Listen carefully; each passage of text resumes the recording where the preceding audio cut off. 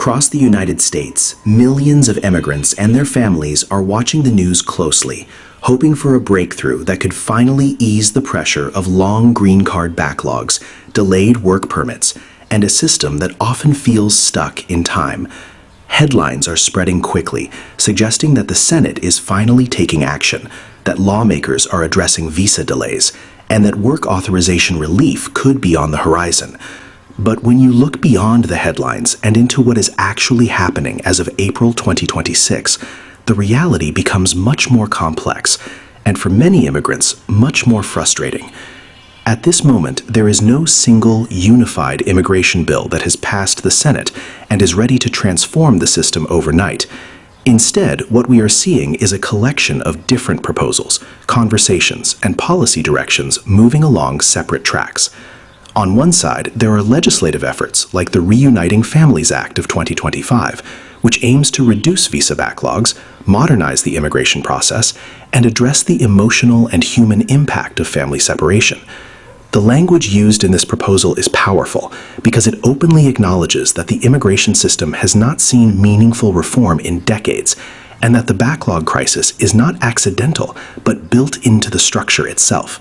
However, it is critical to understand that introducing a bill is not the same as passing a law. For immigrants who have been waiting years, sometimes decades, for their priority dates to become current, this distinction is everything. The current immigration system remains governed by strict numerical limits, including annual caps on family-sponsored and employment-based visas, as well as the 7% per country limit that heavily impacts applicants from countries like India, China, Mexico, and the Philippines. The April 2026 Visa Bulletin clearly shows that these rules are still fully in effect, and priority dates continue to determine who moves forward and who remains stuck in line. This means that despite ongoing discussions in Congress, the legal reality for most green card applicants has not changed. Families are still separated, applicants are still renewing temporary statuses, children are still at risk of aging out, and the emotional toll continues to grow. At the same time, when it comes to work permits, the situation is equally complex, and in some cases even more concerning. While many people expect news about expanded work authorization or faster processing, the most concrete recent development actually comes from a proposed rule by the Department of Homeland Security published in April 2026. This proposal focuses specifically on asylum-based work permits and suggests stricter requirements rather than broader access. Among the key changes being considered are extending the waiting period for work authorization to 365 days, introducing additional eligibility conditions, and even pausing applications during periods of high processing delays. This signals a shift toward tighter control rather than immediate relief, which is the opposite of what many immigrants were hoping to hear. Adding another layer to the conversation is the reintroduction of the DREAM Act of 2025, which focuses on providing a pathway to lawful permanent residence for individuals brought to the United States as children. While this bill represents an important effort to address long-standing issues around legal status and stability, it does not directly resolve green card backlogs or create a universal solution for work permits. Instead, it highlights how immigration reform is often approached in pieces rather than as a comprehensive system overhaul. For immigrants trying to make sense of all this, the most important takeaway is to clearly separate three different realities. First, there are proposals and political discussions, which show what lawmakers want to achieve. Second, there are administrative actions, like DHS rule changes, which can directly impact certain categories without needing Congress to pass a law.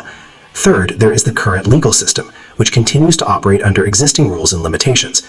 Confusing these three can lead to false hope, where people believe change has already happened, when in reality their case remains exactly where it was. The truth is that while momentum exists in the conversation, the breakthrough moment has not yet arrived. Congress has not passed a sweeping reform bill that eliminates backlogs or dramatically expands work permit access.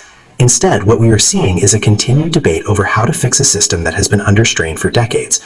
For many families, this means continuing to wait, continuing to plan life around uncertainty, and continuing to follow updates closely in the hope that real change eventually comes.